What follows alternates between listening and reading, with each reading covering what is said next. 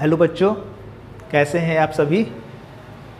आज मैं आपको इस वीडियो में चैप्टर 3 दो चर वाले रैखिक समीकरण के बारे में समझाऊंगा। चैप्टर 3 है वह है दो चर वाले रैखिक समीकरण युग्म। और ध्यान दीजिएगा, ये जो चैप्टर है उसका सिर्फ एक हम यहाँ चार्ट बनाए हैं, सूत्र कुछ लिखे हैं। आपको इसको जानना बहुत ज़रूरी है। अकॉर्डिंग टू मी इस चैप्टर से अगर ऑब्जेक्टिव क्वेश्चन पूछता है तो 3 से 5 मार्क्स का सिर्फ इसी चार्ट से पूछेगा, जो कि आपको जानना बहुत ज़रूरी है। तो और ये भी समझ लें कि एक होता है, और ये भी जान लें कि एक होता है बहुपद और एक होता है समीकरण। दोनों में फ़र्क यही है कि बहुपद में इक्वल टू नहीं रहता है और समीकरण में इक्वल टू के बाद कोई नंबर या फिर जीरो होना चाहिए। इसमें दो रूप है, यानी कि x वाला टर्म को, जो दो समीकरण है, तो x वाले टर्म को a1 a2 से, y वाले टर्म को b1 और b2 से, c1 और c2 से अचर पद को डिनोट किया जाता है। अब यहाँ पर सबसे पहले जो कंडीशन आता है, जैसे आप नंबर से जरूर समझ सकते हैं कि अगर हम लिखते हैं, यहाँ लिखते 5x + 3y - 2 = 0, 2x - 3y + 5 = 0। अगर ये लिख दे समीकरण, तो a1 का वैल्यू 5, a2 का वैल्यू 2, फिर b1 b2 और ये c1 और c2। अगर माइनस रहता है तो सिंबल के साथ लिखना होता है। प्लस में तो कोई बात नहीं है, लेकिन माइनस वाला को सिंबल के साथ लिखना जरूरी होता है। अब क्या करते हैं कि सबसे पहले शर्त आता है फर्स्ट नंबर कि अगर a1/a2 और b1/b2 आपस में अगर बराबर नहीं है तो उसका सिर्फ एक हल होगा, जिसको हम कह सकते हैं कि अद्वितीय हल होगा। आपने हिंदी में भी अनेक शब्दों के एक साथ पढ़े हुए हैं कि जिसके समान कोई और न हो उसे अद्वितीय कहते हैं। तो इसका भी सिर्फ कितना हल निकलेगा? एक। लेकिन कब निकलेगा? जब a1/a2 और b1/b2 आपस में बराबर नहीं है तब। वैसे ही अगर तीनों आपस में बराबर हो गया तो उसका अनगिनत हल होगा, इन्फिनाइट।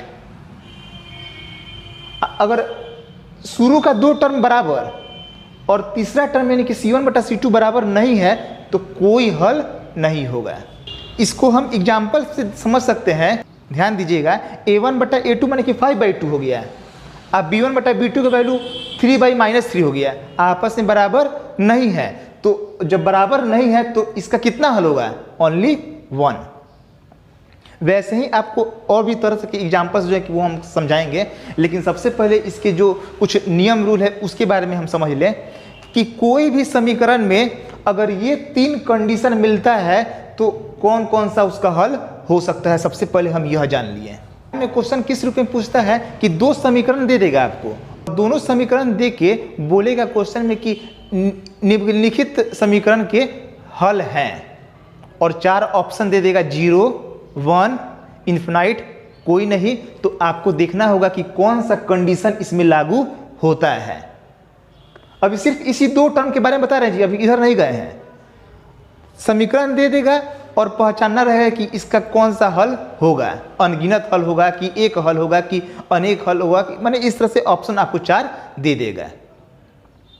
आपको उसको जांचना होता है कि यह कौन सा हल है। पक्का इससे जरूर क्वेश्चन पूछता ही है। आप पिछले साल का भी क्वेश्चन पेपर ले सकते हैं, इसलिए ध्यान से वीडियो को समझते रहिए। सिर्फ हम आज का वीडियो सिर्फ इसी पर बनाएंगे, ज़्यादा लॉन्ग भी नहीं करेंगे। आप इसको ध्यान से टोटल लास्ट तक वीडियो देखिए, आपको आई होप बहुत अच्छे से समझ में आएगा। अब उसी क्वेश्चन में और जो अलग रूप पूछता है, जैसे क्या कहेगा कि समीकरण दे दिया और फिर कहे कि जांचना है कि यह संगत है कि असंगत है। तो 2 होता है, यहाँ संगत दे दिया है। यहाँ 2 टर्म जो है कि वह संगत है। कब? जब a1/a2 और b1/b2 बराबर नहीं हो, या फिर a1/a2, b1/b2 और c1/c2 तीनों बराबर हो। बस 2 कंडीशन याद करना है आपको, या तो दोनों बराबर नहीं हो या फिर तीनों बराबर हो। कौन सा हल होगा? संगत। तो थर्ड क्या हो गया? असंगत। आई होप आपको अच्छे से समझ में आ रहा होगा जरूर।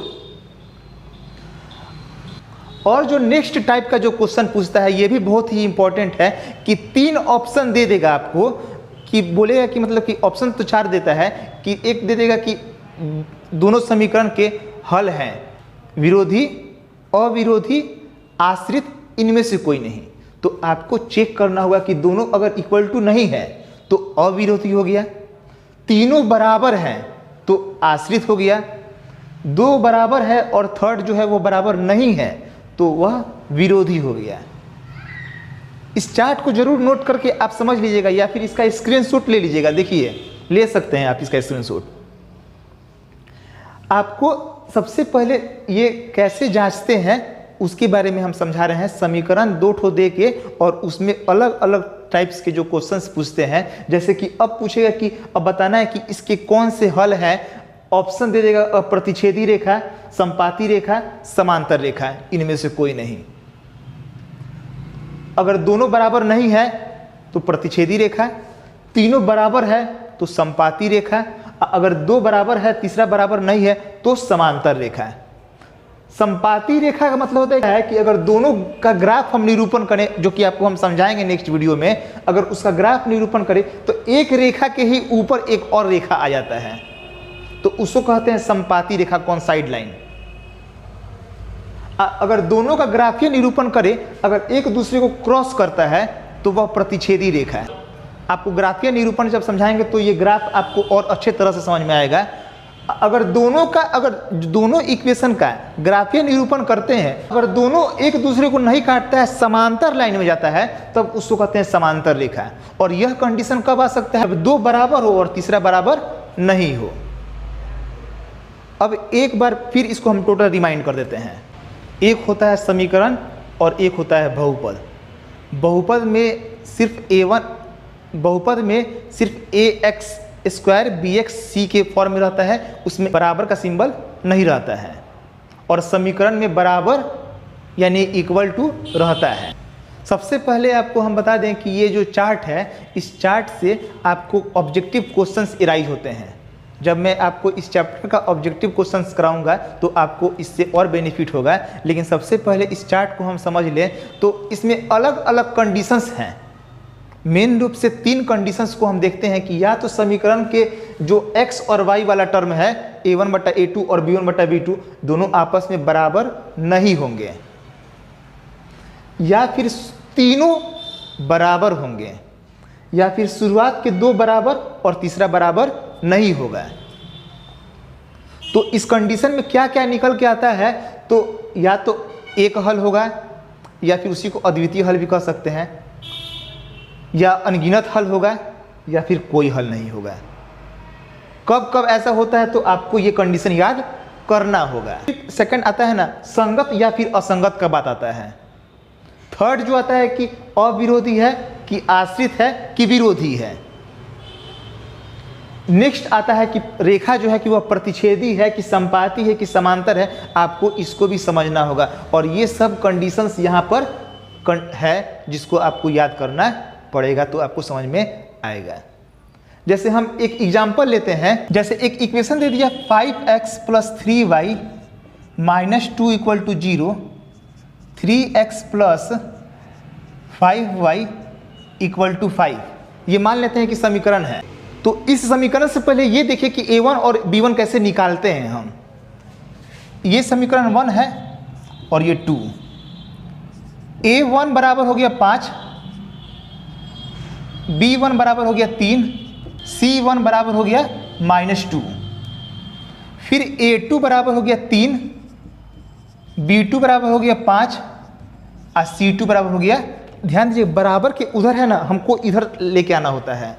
तो जब इधर लेके आएंगे तो प्लस में है तो माइनस में कर देंगे 5 इसको। पहले वाले समीकरण में बराबर के दूसरे तरफ ही था, इसी तरफ था, लेकिन इधर दूसरे तरफ होने का इसको हम इधर की तरफ लेके आएंगे तो प्लस में है तो आएगा तो माइनस में हो गया C2 का वैल्यू, जो कि आप लोग जानते होंगे इसको A1 और B1 के बारे में। अब हमको देखना है कि इसका कौन सा हल होगा। तो सबसे पहले हम निकालते हैं यहाँ 1/A2 यानी कि 5/3 और B1/B2 निकालते हैं 3/5। जब ये शुरू का ही दोनों बराबर नहीं है तो C1 C2 निकालने का कोई ज़रूरत नहीं है, ये दोनों आपस में बराबर नहीं है। ये 5/3 है और ये 3/5 है। जब दोनों बराबर नहीं है यानी कि A1/A2 is not equal to B1/B2। अब आप जो है कि वह चार्ट जो था उससे आप देख सकते हैं कि जो जो वैल्यू है, ध्यान दीजिएगा कौन कौन सा कंडीशन हो सकता है। जैसे A1/A2 और B1/B2 आपस में बराबर नहीं है, प्रतिच्छेदी रेखा होगा, अद्वितीय हल या फिर एक हल होगा। तो आपको सबसे पहले दिए गए समीकरण से A1, B1 और C1 का ये जो वैल्यू है वह निकालना होता है और जांचना होता है, ऐसा कंडीशंस आ रहा है। आई होप आपको ये टोटल चार्ट जो है कि वह जरूर समझ में आया होगा। लेकिन हाँ, अगर आपको ये चार्ट समझने में परेशानी हुआ हो तो आप ज़रूर कमेंट कर दें, मैं इसको फिर जब ऑब्जेक्टिव समझाऊंगा तो ज़रूर बता दूंगा। लेकिन हाँ, आपको समझ में नहीं आया हो तो ज़रूर बोलिएगा।